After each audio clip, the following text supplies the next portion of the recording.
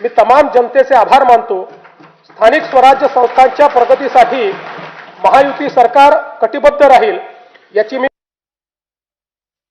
केंद्रीय वित्त आयोगाने केलेल्या शिफारसीनुसार पुढील 5 वर्षांमध्ये राज्यासाठी भरीव निधी प्राप्त होणार असून आपत्ती व्यवस्थापनासाठी केंद्र शासनाने वाढीव निधी देण्याबाबत राज्याची मागणी मान्य केली। याबद्दल मी भारताचे मोदीजी यांचे मनपूर्वक आभार मानतो। राज्य शासनाने देखील 6व्या वित्त आयोगाची स्थापना केली होती। या वित्त आयोगाने विहित वेळेमध्ये आपला अहवाल सादर केला। याकरिता आयोगाचे अध्यक्ष व सदस्य यांचे मी अभिनंदन करतो व त्यांना धन्यवाद देतो। हा अहवाल कृती अहवालासह माननीय राज्यपालांच्या मान्यतेनंतर पुढील अधिवेशनात सभागृहाच्या पटलावर ठेवण्याची कारवाई करण्यात येईल। आयोगाच्या शिफारसींचा अभ्यास करून प्रशासकीय सुधारणा व आर्थिक विकेंद्रीकरणाच्या माध्यमातून स्थानिक स्वराज्य संस्था सक्षम करण्याची कारवाई करण्यात येईल। 1 फेब्रुवारी 2026 रोजी केंद्र शासनाने युवा केंद्रित अर्थसंकल्प सादर केला। त्यात महाराष्ट्रातील पायाभूत सुविधांचा वेगाने विकास करण्याकरता भरीव अर्थसहाय्य केले आहे। मुंबई पुणे व पुणे हैदराबाद या प्रस्तावित जलदगती रेल्वे प्रकल्पांमुळे सकल राज्य उत्पादनात मोठी वाढ होण्यास मदत होणार आहे। राज्यातील जनतेच्या वतीने मी भारताचे लोकप्रिय पंतप्रधान माननीय नरेंद्र मोदीजी यांचे मनपूर्वक आभार मानतो। महाराष्ट्र हे देशाचे आर्थिक इंजिन असल्याने विकसित भारत 2047 च्या स्वप्नपूर्तीत आपला वाटा सर्वात मोठा असेल। राज्याची अर्थव्यवस्था सन 2047 पर्यंत $5 ट्रिलियन करणे हे राज्याचे मुख्य ध्येय आहे। या ध्येयाची पूर्तता करण्याच्या दृष्टीने विकसित महाराष्ट्र 2047 चे विजन डॉक्युमेंट जाहीर करण्यात आले आहे। त्यानुसार सन 2029-30 पर्यंत साध्य करावयाची अल्पकालीन उद्दिष्टे, राज्याचे अमृत महोत्सवी वर्ष सन 2035 पर्यंत साध्य करावयाची मध्यमकालीन उद्दिष्टे आणि भारतीय स्वातंत्र्याचे शताब्दी वर्ष सन 2047 पर्यंत साध्य करावयाची दीर्घकालीन उद्दिष्टे निश्चित करण्यात आली आहेत। राज्याच्या प्रादेशिक संतुलित विकासाला चालना देण्याकरता 4 प्रमुख स्तंभ ठरवण्यात आले आहेत। 1 प्रगतिशील, दुसरं शाश्वत, तिसरं सर्वसमावेशक आणि चौथं सुशासन। या 4 स्तंभाच्या अंतर्गत 16 उपक्षेत्रे निश्चित करण्यात आली आहेत।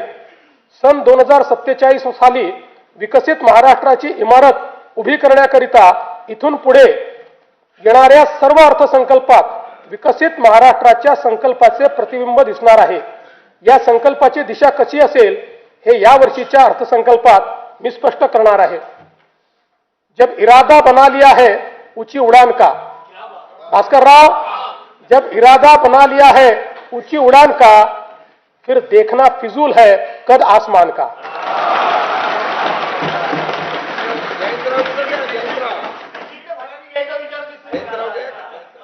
स्तंभ पहिला प्रगतिशील महाराष्ट्र, उपक्षेत्र पहिले कृषी संलग्न क्षेत्र आणि ग्रामीण विकास। राज्याचा कृषी जीडीपी सन 2047 पर्यंत $55 अब्ज वरनं $500 अब्ज वर नेण्याचे उद्दिष्ट ठेवण्यात आले आहे। राज्याचा पोशिंदा बळीराजाला केंद्रस्थानी ठेवून शेतीमालाला जागतिक बाजारपेठ उपलब्ध होण्याकरता 10 ते 15 पिकांसाठी एकात्मिक मूल्य साखळी तयार करण्यात येईल। शेतकऱ्यांना सुलभतेने सेवा देण्याकरता ॲग्रीस्टॅट, महावेद, महाडीबीटी आणि इतर डिजिटल प्लॅटफॉर्म्सद्वारे शेतकऱ्यांसाठी एकात्मिक परिसंस्था निर्माण करण्याचे उद्दिष्ट आहे। महाराष्ट्र आज कृत्रिम बुद्धिमत्ता, AI आणि डिजिटल शेतीमध्ये देशात आघाडीवर आहे। महाविस्तार AI या प्लॅटफॉर्मवर 30 लाखाहून अधिक शेतकऱ्यांना हवामान अंदाज, पीक सल्ला आणि बाजारभावाची अचूक माहिती मिळत आहे। हा प्लॅटफॉर्म खऱ्या अर्थानं शेतकऱ्यांचा डिजिटल सहकारी आहे। आदिवासी शेतकऱ्यांसाठी आम्ही महाविस्तारमध्ये देहवाली भिली भाषेचा समावेश केला आहे। लवकरच इतर प्रमुख आदिवासी भाषाही यामध्ये जोडल्या जातील। ज्यांच्याकडे स्मार्टफोन नाही अशा शेतकऱ्यांसाठी आम्ही वसुधा ही व्हॉइस सेवा सुरू केली आहे। या फोन कॉलवरच पिकांचे आरोग्य आणि कीड व्यवस्थापनाचा सल्ला दिला जात आहे। Agriculture data exchange and sandbox आणि राज्यातील 4ही कृषी विद्यापीठांमध्ये artificial intelligence innovation and incubation centre स्थापन करण्यात येत आहे। यामुळे कृषी स्टार्टअप्सला मोठी चालना मिळेल।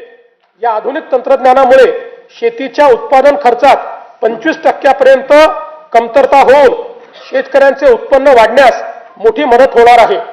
कृषी क्षेत्रातील डेटा व डिजिटल सेवांच्या माध्यमातून शासनाच्या विविध योजनांचा लाभ शेतकऱ्यांपर्यंत जलद व पारदर्शकपणे पोहोचवण्यासाठी राज्यात ॲग्रिस्टॅक योजना राबविण्यात येत आहे।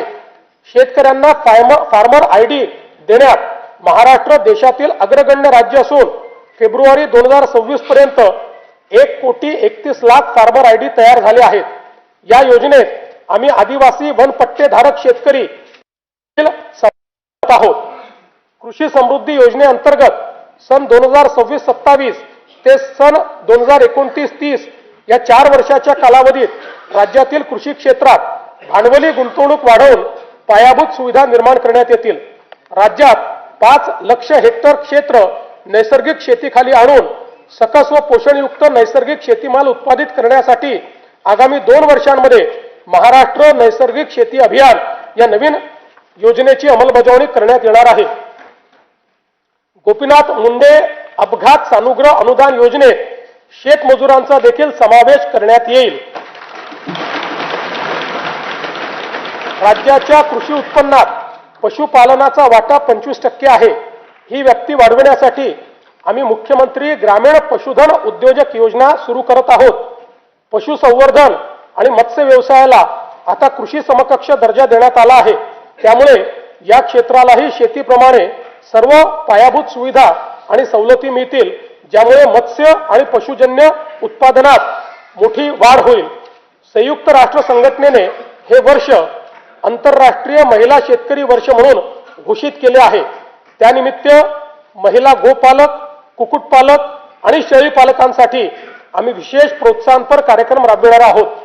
मत्स्य व्यवसाय क्षेत्राच्या विकासासाठी प्रतिवर्षी 1,240 कोटी रुपये आर्थिक भाराच्या मुख्यमंत्री मत्स्य संपदा योजनेस मान्यता देण्यात आली आहे।